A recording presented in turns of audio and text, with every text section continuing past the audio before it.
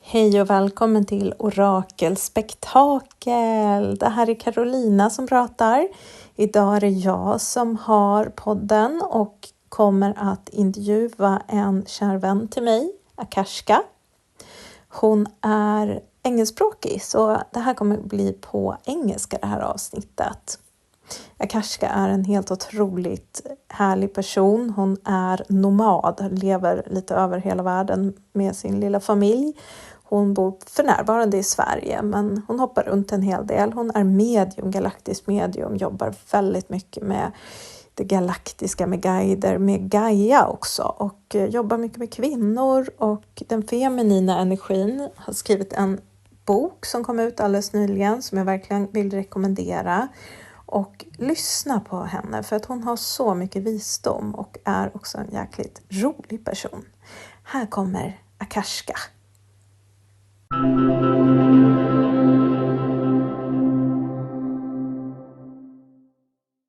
So welcome to the podcast. So do you want to just quickly introduce yourself? It's beautiful because every time I speak to someone different, it feels like whatever we introduce will be a reflection of who's hearing us. So I felt like what's important right now is to make sure that I express that I'm very connected to Gaia. She's the purpose, my North Star. She's everything in my mediumship, and my sight is to serve her. And basically what I care most about is soul justice. So that way, Gaia's core, Gaia's soul, and all of the feminine frequency that's connected to her is being honored. And I used to be a health psychologist, mostly to help children. That was my dream, to enact prevention so that they could grow up with some protection to what they were going to experience. You know, the rampant narcissism and all these things that we're too familiar with now. It became abundantly clear that I couldn't leave out my indigenous heritage and I couldn't leave out my abilities. I used to compartmentalize for the academic world, and then it became just very necessary to be an activist openly and honestly. So this is really beautiful when you're asking, would you like to introduce yourself? For me, that's like coming out of the spiritual closet every time. And I felt very flustered and just honored.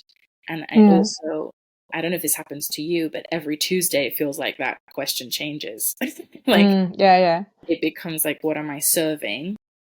And being in your company always amplifies a lot of truth. So today, I think whatever we express from who I am to who everyone is and what we're tapping into, just feels like an amplification. I feel really, really fortunate to be with you right now. Oh, thank you. I'm very happy to have you here as well. We know each other from before, but we haven't known each other for that long. You walked into my crystal shop. When was it? Is it a year and a half ago? Oh, my baby was a baby. Yeah. And it was like sitting down and like sort of being aware that we're in the middle of a conversation. Yeah, that we started exactly. a long time ago. It's like, there she is. Yeah. And it's very rare for me because usually I'm in sort of remoteness and we travel very consciously to just kind of in little isolated spaces of nature.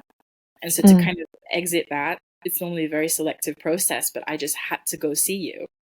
It was beautiful because it was actually not to see myself, but to actually, I felt this trust. I'm like, I'm gonna ask this woman how to get rid of that injustice that had just been there all the time, sort of that narcissistic remnant. And then it all from there has been this beautiful dialogue of just how I remember seeing you across a fire, discussing very things that I wish all women knew.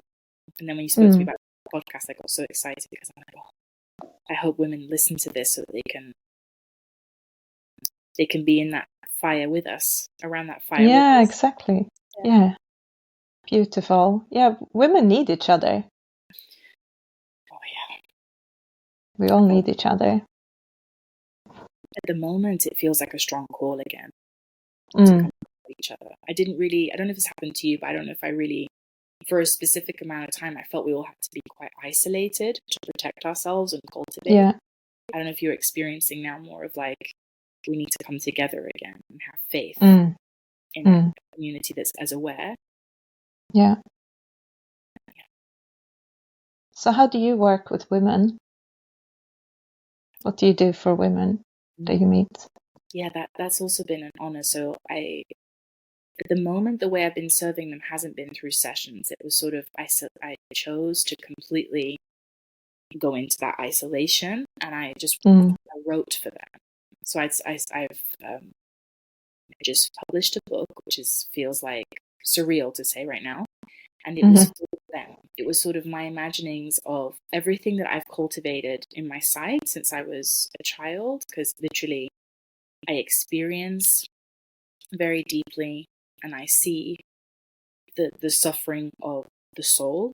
And so I wasn't aware, but it kind of cultivated itself into these pages. I've been writing since I was 11, 12, and up until now. And then it became just very necessary when I saw my little girl, my little child, and I thought, when she grows up, if I'm not here, what have I left behind? So it felt like I need to just divulge truth to women that's otherwise kept from them on a soul level, so that they can take care of their soul in the face of predatorial energy that's sort of normalized. So that's kind of where I've gone now with my help. Before, it was very sort of depending on the awareness that I was able to speak about things more openly because basically if I have someone in front of me, I just see their soul content and their origins and sort of who loves them from a cosmic level and what kind of self-love they deserve to embody.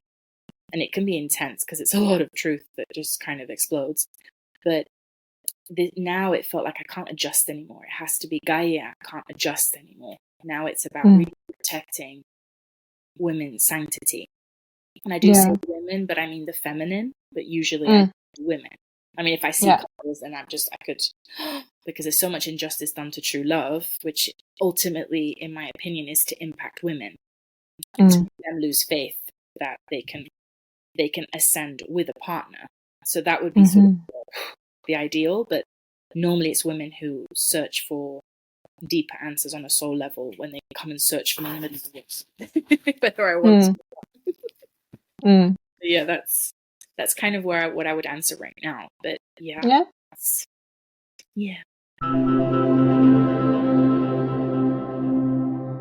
Do you see yourself as a medium? Would you call yourself a medium? Yes, from the space that, no, this is going to sound a bit, but most of us, we believe that we are experiencing our own feelings and our own experiences, very personal, and it's us that we're connecting to emotionally, psychologically. And the more my channel is available to sort of the beings that come and speak to me on a cosmic level, which is pretty much, we've isolated to giving up time for that, because it can be 8 to 10 hours a day of just constantly vesseling information, which is taxing, but also an honor, because it's a duty we've taken on as a family. So from that space, I would say, okay, yes, mediumship, but I feel like the mediumship I'm supposed to honor is in making others aware that nothing that we're experiencing is personal.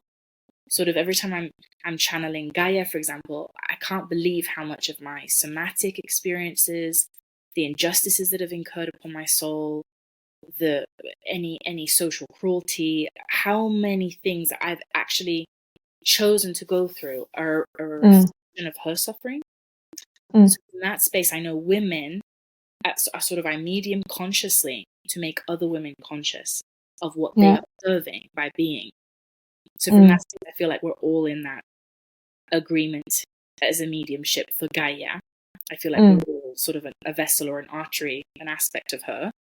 But in my case, it's all day. Just, I have to actually, now I'm learning to discern and take a lot of control over what I allow in, because it can be, I don't know if this happens to you, my love, but it can, I mean, in terms of permission and in terms of who accesses my channel, you could just be like a Ferris wheel of beings that just come in and do what they want and say what they want. And I would say it's more like being a voice. So I experience on a physical and emotional level. Sometimes it's days, weeks. I've actually had to acknowledge that a lot of what I thought was me for years was actually me enacting another will, and other beings wish to express a truth through me. Yeah, like So, channeling. It's all the time. Yeah.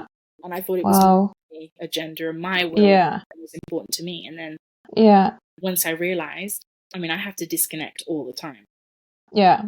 Which is, you know, a part of the soul justice aspect with women. Because I feel like I don't know how many of us don't realize that we are expressing the will of other things. Yeah. In my case, yeah, it's just a bit stronger and it's more conscious, but because that's my duty. But I think in all aspects, we all have that.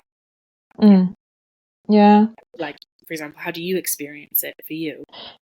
Yeah, I can recognize some of it. Yeah.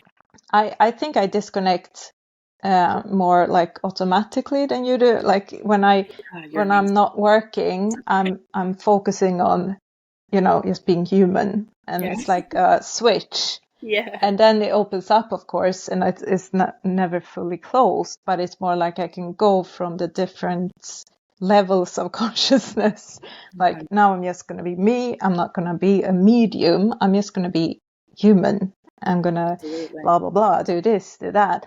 But then, of course, it comes through anyway. It's like thoughts or just knowing things or just, wow, that came to me, or, you know, but it's not, I don't think it's as intense as it is for you. Yeah. Because you are like an open channel the whole time. It feels like it. I remember being so sweet and trying to help me place those barriers. And I had to actually realize that it's sort of mediumship's a form of expression of who I am. Yeah. So it's more like I'm constantly enacting the truth. And I feel like what I most care about, because I care about Gaia, let's say, is that most of us are indoctrinated energetically. I feel like everything starts from energy. So we're indoctrinated energetically to silence that expression of truth. Yeah. But we're all expressing something, whether it's an untruth or a truth. There is no middle ground. So, for example, I noticed that I was able to turn it off. Well, I thought I was able to turn it off when I actually was serving other agendas, and I was in a toxic environment, and I was attempting to be a professional, but actually I was compartmentalizing, and I started to not express truths anymore. And it wasn't, you know, so that's why I'm in the woods. I don't know how I wasn't. So I have so much respect for you. I really don't know. Now it has to be that, for example, when I went to Hawaii to do this festival, I was very surprised to do this, not a festival, sorry, a fair. I was very surprised because I thought, how am I going to manage this? Because all these truths start screaming. But it was wonderful because it was an indigenous community. They were very well learned in sort of connectedness. And so I was able to be sat there, and it was also acknowledged how sacred it is to be speaking from within an actor of truth. They really had that deep respect, and I'd never been treated that way. I don't know if, you know, I think culturally, and that made it so much easier. Sort of there was because there was this high respect for, okay, what are we serving right now? What truth is being expressed? And then I could close it with honesty. It was amazing. I could speak to my guides or their ancestors or whatever their soul was concerned with. And then they naturally were sealing the process with this gratitude and self-care that I had never seen before. I think if mediums that are really, you know, always open were in communities of great awareness, we'd feel differently about it. We'd feel we could connect more with people. We wouldn't be isolated. Because I know some of us from my dad's tribe he's from a North African tribe, and he got disconnected a long time ago, bless him, because they got colonized by, unfortunately, the Spanish colonization a long time ago. And so, but for us, sort of, we are all in isolation until now. I think now we're all being called out. So I think now it's practicing how to do that, you know, those limits. I'm excited in Sweden. There's something in Sweden that makes me feel like we can come out. Because you've lived all over the world, really. You're moving a lot. And you just came back. Yeah. yeah, it called me back, this place. Like there's something Yeah. very, almost like the country itself is like this call to the soul, very soft call, very Okay. sort of, we're cautious, let's take it easy. But there's a yearning. There's this Yeah. unexpected yearning. I'll be just minding my own business and I'll feel the Mm. wood yearn. Or I'll feel a woman maybe pose a question to me and it feels light, but then her soul's yearning. And so I found it very, I feel like there's this potential constantly of, oh, we really go there, we could really honor a lot of truths. Yeah. It also feels very paused, very, let's take our time, which is very hard for me. Yeah. Because Yeah. you grew up in Spain, right? Yeah, well, And that's a completely different, yeah. different pace. A little bit, yeah. Then there was a lot of polarity, sort of, there was a lot of fear of spirituality, there was a lot of conversations. I kind of like this whole living in a rural environment because nobody really cares. but I remember in Spain I was very like looked at, and it was a lot of pressure growing up, having these abilities, let's say, and trying to stave off shame, stave off, but it was wonderful training because there are a lot of things done on purpose so that spiritual people are afraid of being who they are and sort of having to put all these labels so that they can fit in. I mean, mediumship, I only accepted that, I think, recently, because I was like, okay, this for me is a full scope of mediumship, and this is a word that bridges, that makes it accessible, but really just serving the truth. And it's like, if someone just sits in front of me, I will just see for them. That's kind of how that they want me to see. And that's with all of them.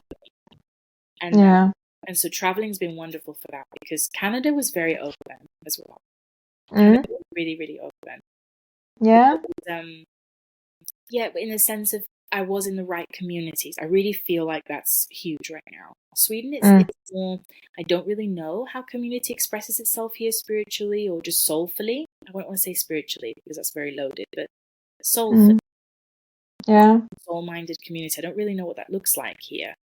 No. To go to the woods. So I don't know what that feels like to you. Is that the Swedish? Yeah. Yeah. I think there's a lot of souls here, open souls, and especially women, but also some men wanting to connect, wanting to open up more, wanting to, just find the meaning of life, the purpose, and all that.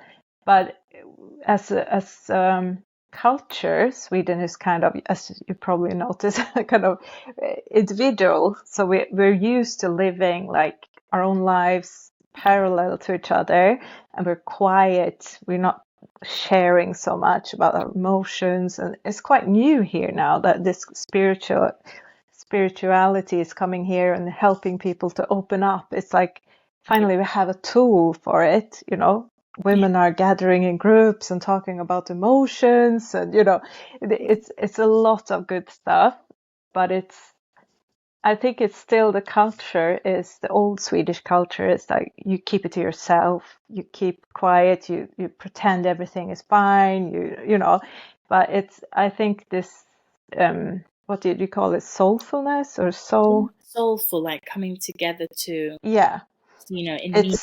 in meaning, in connectedness, sort of in depth. It's very, very needed, much needed here in Sweden, because it's opening up our kind of stiffness, our quiet, the strong alone. Because we need to gather, we need to find other people like us, we need to find our tribe or whatever we call it, because I think Sweden is the most disconnected people in the world from religion. And the church, Swedish church was strong up until maybe 80 years ago or so. People are not believing in anything, and then I think religion can be quite bad for people because it's like a cage, but you need to believe in something, purpose, something. And so now this spirituality, this it's almost like a trend, but maybe it's a good thing then, because it wakes people up. young people are going to get crystals in the shops and, talking about their soul and their, it's very healthy. Oh, bless you. And there's a lot of healing in it. Yeah. And I think you came here, you've been called here, has something to do with that. You're taking it to the next level, you're coming into a place, a country that needs the next level. Not just talking about the love and light. You're coming with hard truths, darkness, Gaia, get through your shadow work, all that, and beyond. Sounds exciting. Yeah. Love and light. Oh, bless you. You're so funny saying it like that. Oh, thank you so much. The love and light, man. Oh my word. It turned. Yeah, you're so funny because it turned from. First of all, thank you for expressing as raw and cute. That was really. My husband would have appreciated that. Okay, He just needs things, no tact, just let's do it. And I feel like I'm shocking. I mean, I've met some very special people here, but I do feel like I just shock them for like 40 minutes, 3 encounters until we can just go real, because there is a yearning, there's a constant, even though I feel like just keep it here, that's cool, because it kind of helps me protect myself. Quickly, there's a yearning. And I think something you said so beautifully that you brought up was about choice. There's something to when there's total disconnect, then what do you choose to connect from and to what? And I think there being zero connection, let's say, to soul I see a lot of people just connect to the land here, so naturally they're in connectedness. They don't have to conceptualize it or intellectualize it, so it's very real. And it's personal. I mean, every time I'm seeing people serving animals, or I think, okay, you're in the land. But when I go to the woods, there's such a sadness and such an overlay. I mean, trees act as the original mediums for me. And here they're very verbal. I think the most verbal trees I've ever come across. Really? Yeah. In Canada, it was very much like, I need respect, because they felt very colonized. So they're sort of like, bend down, give me respect before you even enter the forest. So it was really wonderful to talk to sort of the communities about how they felt, because they felt like I was honoring how they feel really in their lands, what they've gone through. But there was a lot of awareness there. Whereas here, it's very much like, it was so sweet. It's an exchange from tree to tree. And the last 3 years I've been coming back on and off from Sweden has been very revealing in how the trees have changed. It's more aggressive now. It's like even the most pacifist trees now are aggressive. Like, we need to defend our core energy.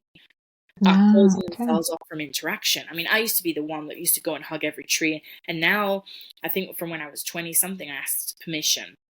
And a lot of them said no in Spain. Oh, okay. And a lot of them weren't vesseled by light anymore. They were actually for other purposes. And so when I got to Edsborough, that's where I was for a long time, there was such a communicative little forest, and my baby would cry so much going near this beautiful pine tree that was sort of burst in this very dramatic shadow kind of scene. And when I went there with, I got so ill, because there's a lot of the somatic mediumship. As soon as your light, your soul, meets with an energy that is predatorial, sort of in the 3D world, it would be narcissistic, psychopathic, sort of this very toxic kind of reptilian. It's very normal, very normalized, depending on what starseed content you've activated. But your soul, when it goes into those environments and meets that toxicity, sometimes you just get ill as a response. When I'm close to those trees, man, oh my word, I would take days to recover. And we didn't know what was on. This is about the time just before I met you, my little love. Yeah. And they were sort of screaming, can someone connect with us and take care of us again? Like, and recently they said, now I'm in Falun area, and they were saying, we want the soul back. So it's sort of any person that takes it upon themselves to make the sacred choice to first of all conceive what soul is for them, what their energy is for them, what their signature is to them, and then, which is, for example, what people like myself, like we train ourselves to see, then it's, how can I relate to this part of myself? And as a priority, I mean, when I'd have women in in sort of when I used to help women on a psychological level, it was very sad to see that most of what they brought to me could be traced to psychoenergetical stuff. But they were already on a symptom level, on the mind, on the body. And I wish we could have gone, for example, in my case, let's say I suffered from sexual abuse. I wish it would have been explained to me that energetical sexual abuse far precedes the physical. Yeah. First, there is that. Mm. So that's when people go, oh, you've been abused, I haven't. I'm like, if we want to talk about who has and hasn't, Gaia experiences it continually. Volcanic lands experience. I'm born from Tenerife, for example. So I've got a very deep connection to Day there. Every time I'm close to her, it's the if she's not guarding herself, there is a continual push and pull between her portal, her organic portal, and what penetrates it without her permission. Yeah. Everything, that's why we're all mediums. Gaia is the proverbial medium.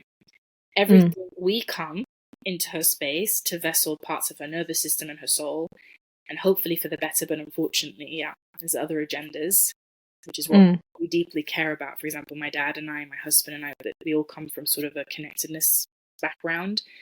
We care about her, but it's a choice. Like, we have to choose. So we came for her. She's a principal medium, let's say. We have a responsibility over our own vessel. And Sweden, what it's teaching me, the woods anyway, is that it just wants to be chosen. The soul wants to be chosen here. Just even choosing, just even caring about it on any level, let alone other deeper questions. Caring, am I energetically, do I care about my energetic hygiene?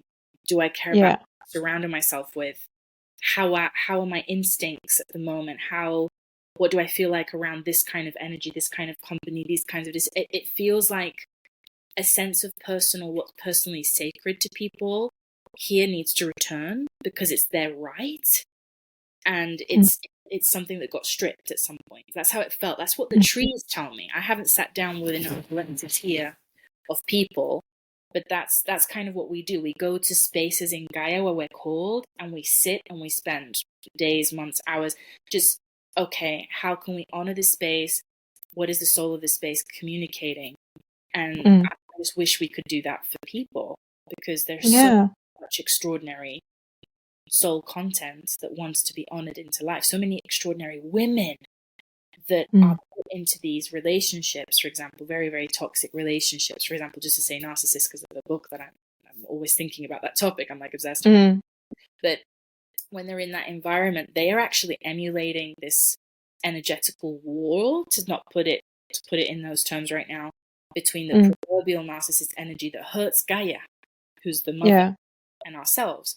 And I wish they knew that the only reason why they're attracted to them is because they are extraordinary in their soul content.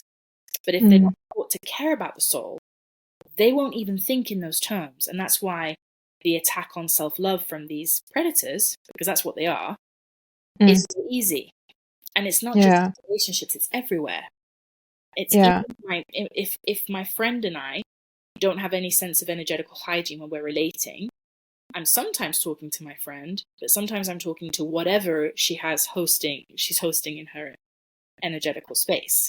Okay. Yeah. I mean, it's that level. I get it. That's if we go into the day-to-day. I mean, my blessed, I have these two friends that I adore with all my heart in Spain, and one of them was like, I'm a nurse, I'm an atheist, leave me alone.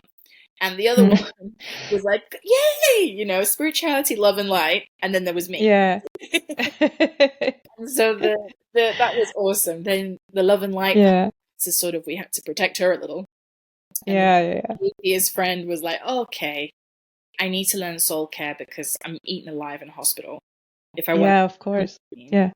And so that was a huge training. And it's not even about believing so much in otherworldly, or that it's just believing that you matter enough, that the different layers that comprise who you are matter enough, and that there are perspectives on that kind of deep care out there for a person. Yeah. Holy moly, that was a lot of me talking, but yeah. Yeah, that's why you're here, right? Yeah. My word. That's great. A lot of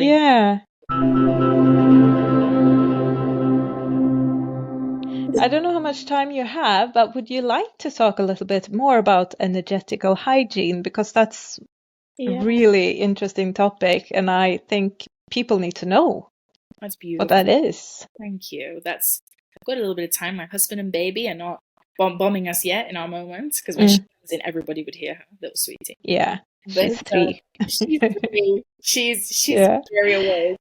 Bless her. Very cute. Thank you. Can't say that myself, but yeah, that's the best thing I did. Yeah. My little love. No, thank you for bringing this up, because I think that's a really core, beautiful initiatory choice. Like, if we don't even contemplate soul hygiene, when I attempt to connect to my intuition, my instincts, myself, it will have a lot of resistance, interference, blocks, a lot of things that, let's say, in my private time, I'm researching all the time what inflicts distance between my soul and my intellectual connection to it. So if people engage in a bare minimum, at the very least, like a bare minimum, which I can talk about, of soul cleansing, especially when they go and they expose themselves to their professional environments, their social environments, malls, shops, just walking down the street, we are continually in each other's auric field. We continually, I mean, people that, for example, my mom, unless I cleanse her, that's just not going to happen. So, but she's this natural, we just call it this natural turmalina, like she's continually, depending on everybody's frequency, it's really beautiful. She naturally safeguards herself. So she's always in a spiral self-transmutation. So with my mom, really? I don't have to worry so much. Yeah. That's great. She's like very short, very angry, amazing, sacred woman. And she's got sacred rage down. But he's got, for example, that frequency, or my husband, for example, he's like a little obsidian, so that he self-cleanses, but he dispels all the time. So if I'm sat with him a lot, all of a sudden everything he's naturally dispelling from him, he just naturally does that. I suddenly feel intoxicated and not well, and all of a sudden don't want to be next to him.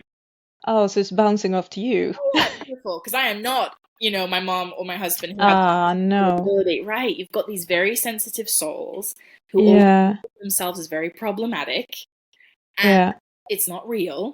It's that they have a different self-care. They have different self-care needs, and just how people are now very well versed in skin self-care and physical self-care. I wish there was this automatic, let's take care of the base.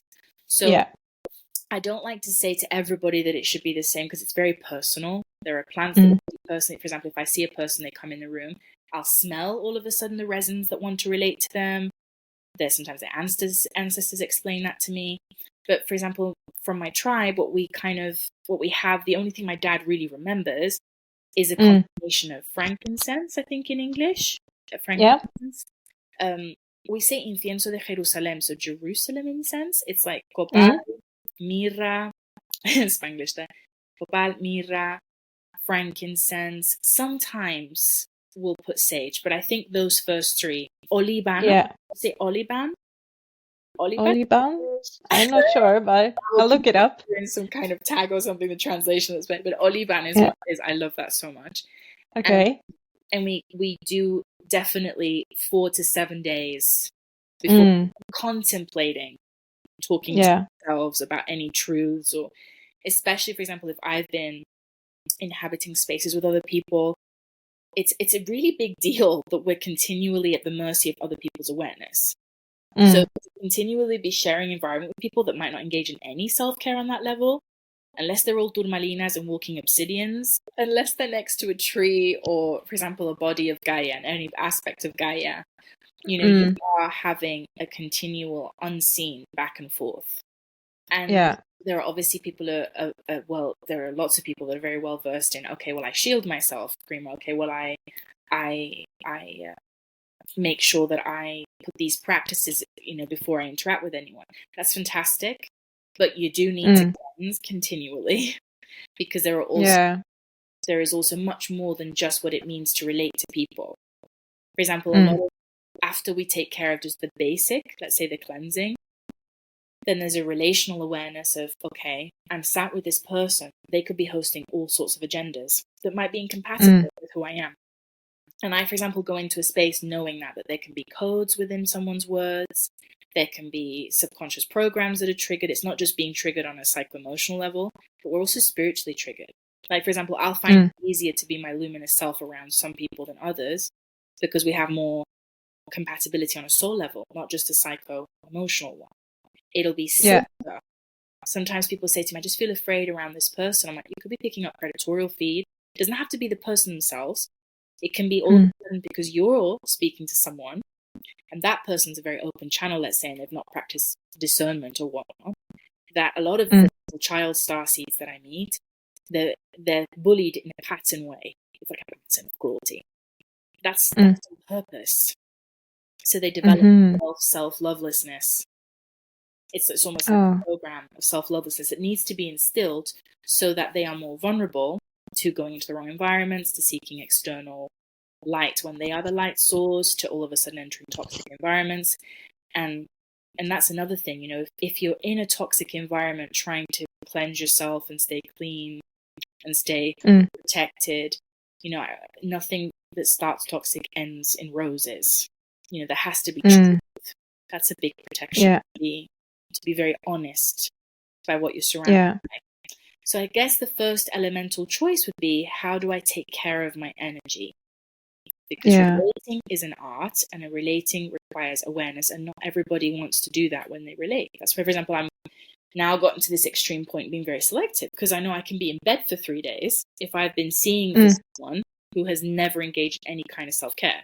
So before we meet, I ask them, can you do 7 days of whatever cleanse I channel for them? And then I actually see their soul without a lot of interference. Which at the beginning they're like, what? But then they feel so this is mainly clients, I suppose you're talking about. Yeah, no, like my if you friends see just learn out of love. They're just so used to it. I don't ask the postman. I'm not at that point yet, bless him.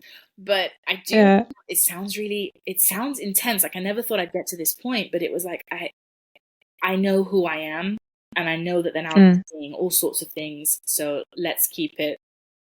Let's have some justice for you. I want to see you. I don't want to see everything else that impedes you from being you. We can discuss that, but I don't want to be serving that.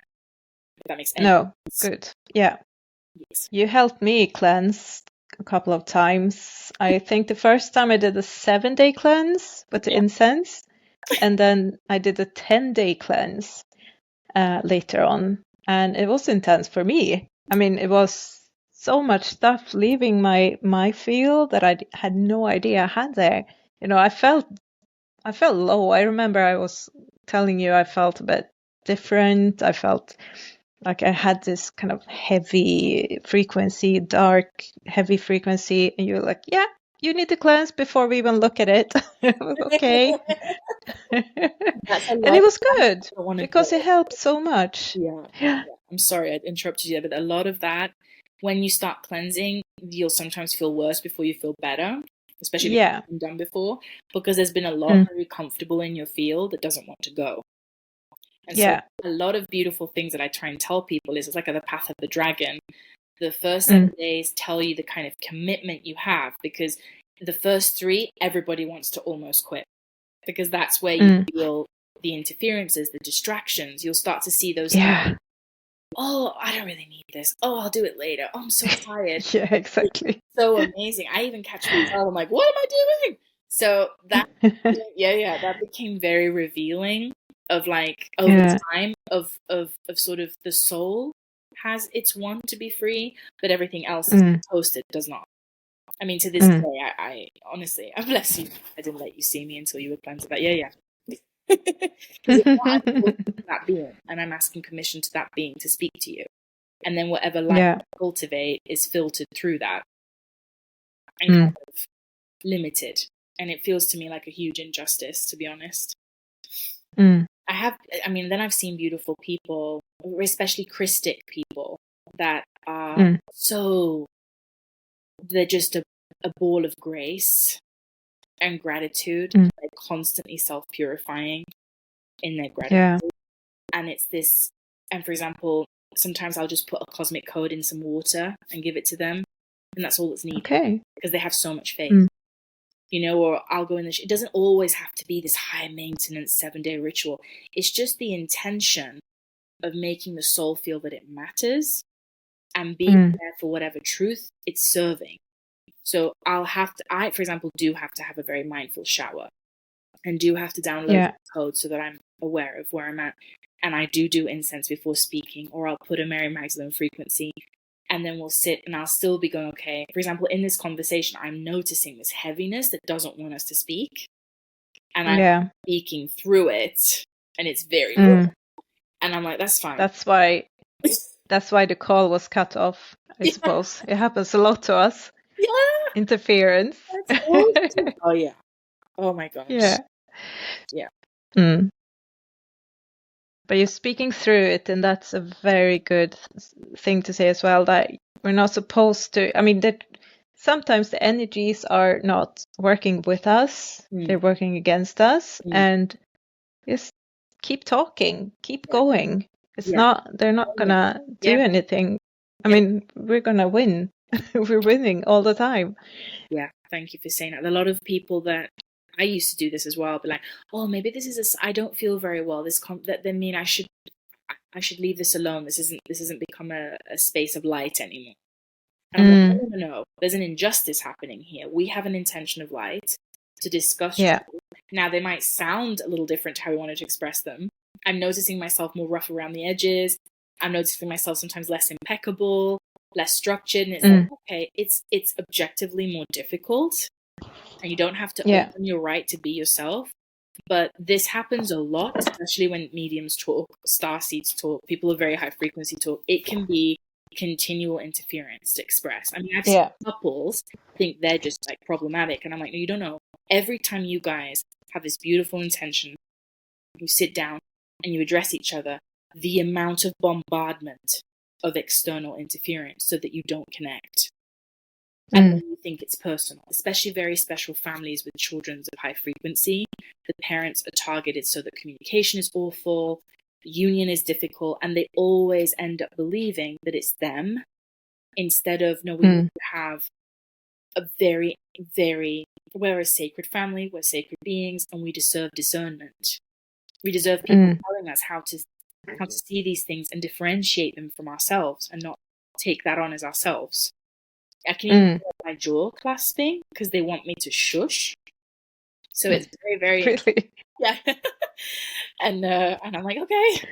And it's sort of like, oh, but this could also be someone listening, bless them, that has this sort of, you know, and we're just tapping into it, and we can give it permission to just be removed.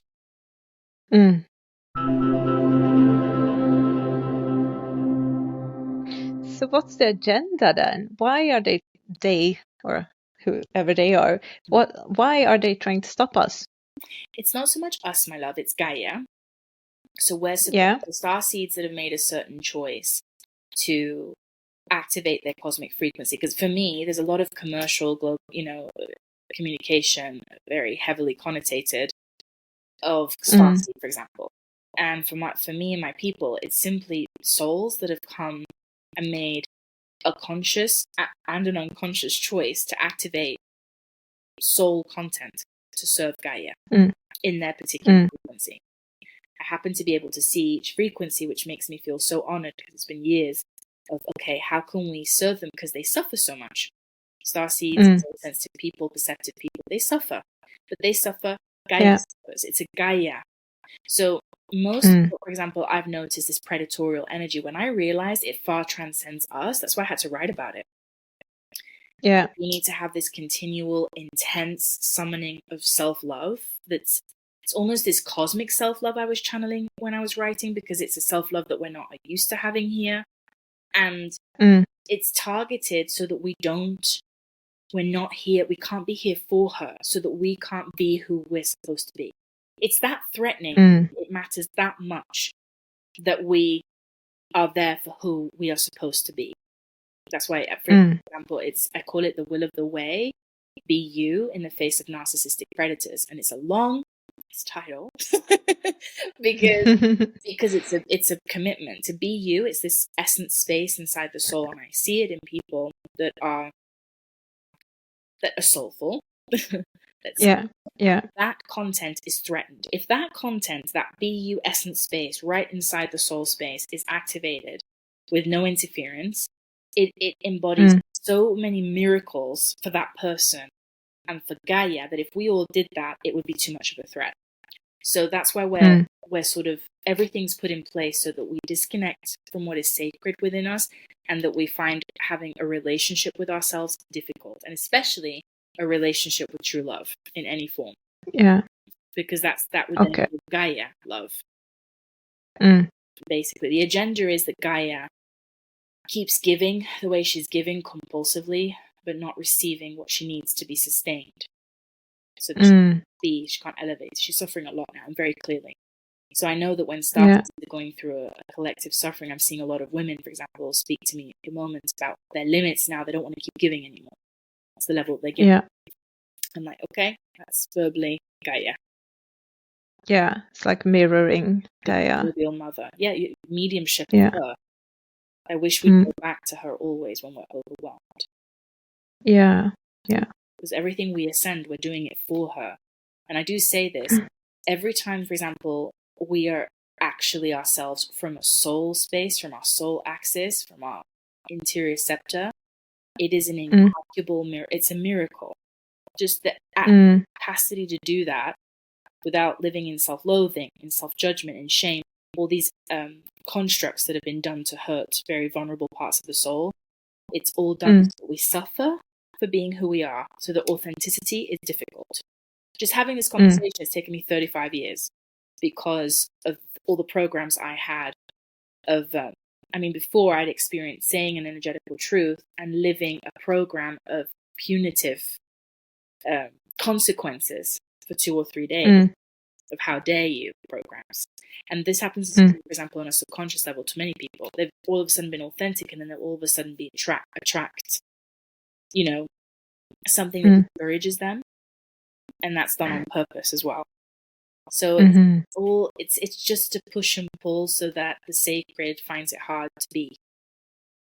So every time a woman connects to her sacred, from cleansing herself to choosing herself to seeing a truth, it is incredible. She's telling herself that she matters, and then she's telling Gaia she matters, and she's telling posterity that it matters. Yes, my darling. Thank you for speaking about this. I get all fired up because it upsets me. Yeah. And it does, of course. I think sometimes when people are like, oh my God, that sounds really intense. I'm like, no, but it's not intense for long. Not once you start the path of your commitment, then it becomes sort of like you can't believe you didn't take care of those parts of yourself before. You can't believe how wonderful you are. Like I recently had a miscarriage. I'm still in the process actually. And when I was pregnant with him, and I didn't know that he hadn't taken, form the way that, let's say, my mind would have liked. So I was pregnant with his essence, essentially. I felt so complete. It was this completeness I prayed for. And what it showed me was his frequency, his sacred masculine. Because, by the way, the sacred masculine here is super hurt. Because it is the agenda, those that want to hurt Gaia and hurt women, they have to go through men. From this space, I'm talking about sacred masculine, sacred feminine, I'm not talking about sexuality. It's from that space. So they have to go through men. And because we are creation energy. So if it can be hurt, if our creation energy is hurt, we feel like it's conditional, not validated, not loved, then we suffer creating. And that's what they want for Gaia. To suffer creating, to suffer being authentic, to suffer being the feminine, essentially. So when I was there, just in that bubble of completeness, it felt like untouchable by narcissistic energy. It felt like no cruelty. And that was, I was afforded the 1 minute of, this is what it can feel like. This is that. Often honestly, I find it a little bit like too much, this new Gaia, new Earth stuff. It drives me nuts. But it's very abstract, and it's also very polluted. But people knew that that's when the feminine feels complete. This feeling of, I've crossed the threshold of suffering. That's basically yourself in some way when you're being you without feeling hindered by something for being you.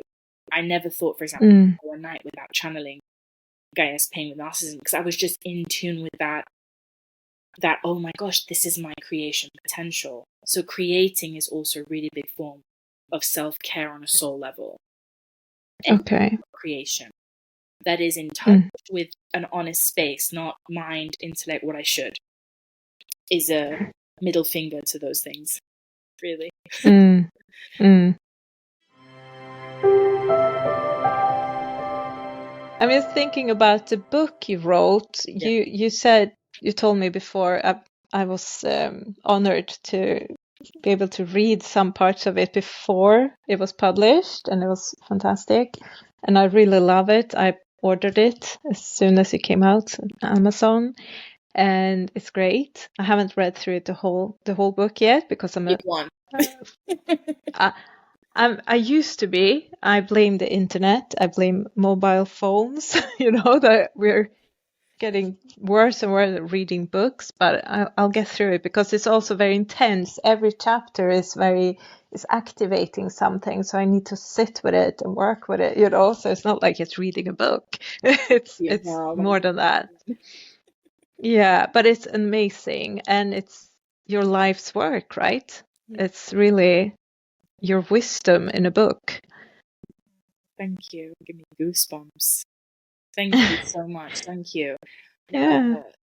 That's lovely. Yeah, give me goosebumps with that. No, it's not an easy read. Actually, in our family, we just open the book, so it's sort of like a deck. So we relate to it in that way. And actually, I wanted to give a tangible way for people to relate to their soul. Sort of, as they read the book, they are self-purifying, self-cleansing, so that they can live what I'm saying, not from this abstract place. Sort of having fear, since I was very, very young, I could see the injustices done to the soul, especially to women. Sexually, psychologically, from their vulnerable space as a mother. It was just all coming. It was sort of very concentrated, let's say wisdom, but I really had to traverse the suffering they go through. So I thought, I have to make sure I create a grimoire where all these cosmic beings that have honored me with all this information for the feminine is seen in her sacred. And so they let me write in myth form. It was channel. Every word had to be selected so that it had to be purified. I had to do so much cleansing. Every single word. Make sure that all the connotations that are, because for example, every time we talk about spirituality, that's got a lot of, labels and stuff. And the soul itself, every time I say soul, I'm like, oh, there are going to be some people going, ugh.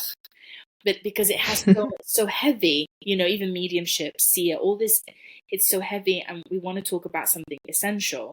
And so the guides, I remember when it got published, they proper celebrated, and it made me very emotional because I had to, literally, it felt like I was in a sci-fi. I had to fight off genetics that didn't want this written, and I had to keep it very secret.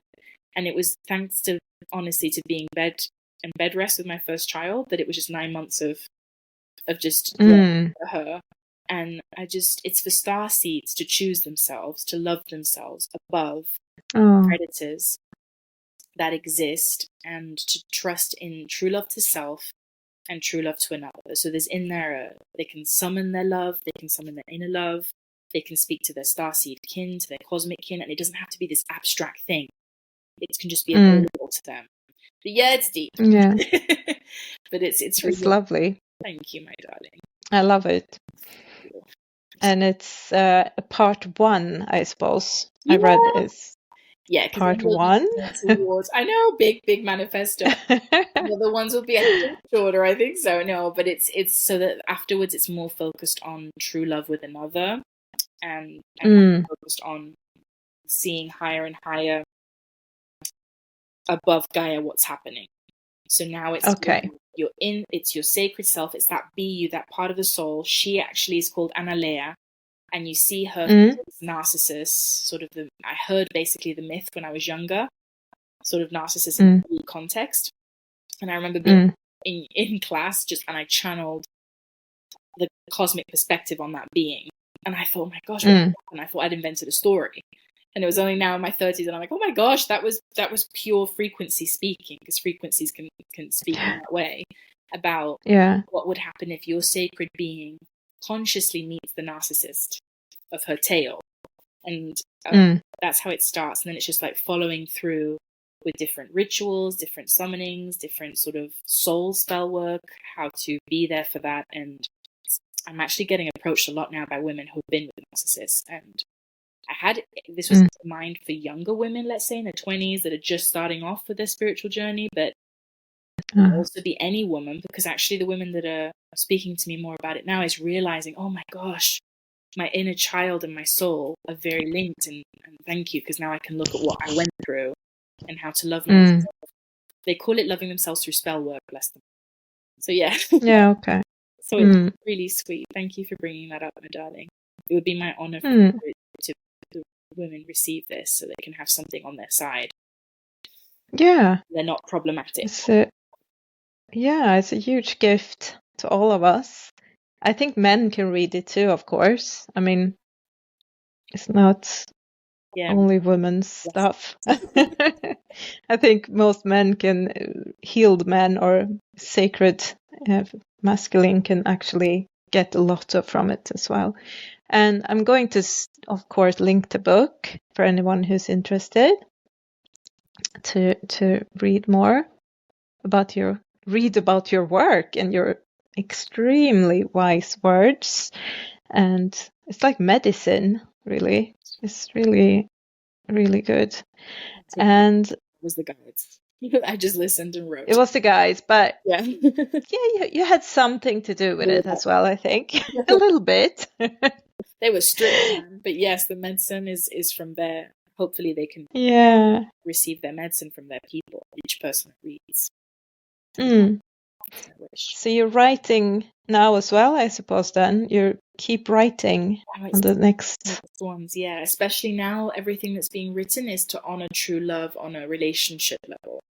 The first one are about the self and how to have that true love with the self from a starseed, cosmic, galactic perspective. And that's why it goes you through myths and through spells, let's say, through codes, and quite instructional at some point, the first part. But yeah, now it's all family couples, because there's just so many breakups and so many families separating, and it's to do with all of this that's happening. That's why. Yeah. Very important work. Yes, my little darling. It's now I don't feel all that interference on the jaw and on the shoulders. Now it's just like a dizziness. How are you feeling? Okay. I'm quite good. Yeah. Thank you. I missed holding the space, I suppose. There you are. I feel a very cold hand on my hand, but it's a good hand. We talked about before. It's a part of you visiting me as a support. Yeah, that was it feels very loving. Yeah. Yeah. Yeah, this is... You created this safe bubble for us before we started this recording, and I think it's working for me at least. Yes, and it's sort of like we were talking and lifting up things as we were talking. Yeah. Because I was like, I'm not using everything I'm saying. And I would have said this in a lot of a, more structured way, especially, for example, introducing myself. That was very interesting. There were so many beings present that I'm like, if I spoke about how many of every single one of those beings would have introduced themselves in a different way. My book description introduces me. A lot of what we don't understand about ourselves, especially in communication. I always say, but from where are you communicating? What are you communicating to? And how much is present when you're communicating? Like women, when they get together, if they knew how much they're verbalizing and for what, like there'd be, especially these labels of neurodivergence. I just call it soul honesty. Right now, soul honesty. It's for me, it's soul honesty. They're just antennae that cannot filter untruths. They can't process untruths. So right now, I love that. Yeah, we went everywhere. And it would have, on a psychological level, this would have so many labels. There was so much. My brain was like, and spiritual, like, no, we're just being honest. We're trying to talk through a lot of things that are unseen. There'd be a lot. Yeah, exactly. Speak that way, my little love. Well, thank you. I feel, it feels like we've gone through something with the people. Yeah. At the end. And I'll be happy to have you back sometime. Honestly, this is like being in a lounge with you, just hugging you with a cup of tea. Yeah. Yeah, it's great. I think the next time it'll be lighter for us because we've done the first big boom. And that's how that works. Yeah, maybe we needed to do this. Just open up the door. Really do something, and then you can just light the peak. Honestly, Yeah. a lot of these talks feel like you're drilling through something, a lot of interference. Yeah. We did. Yeah. We did it. Mm. Yeah. Thank you, sweet. Thank you so much. It was great.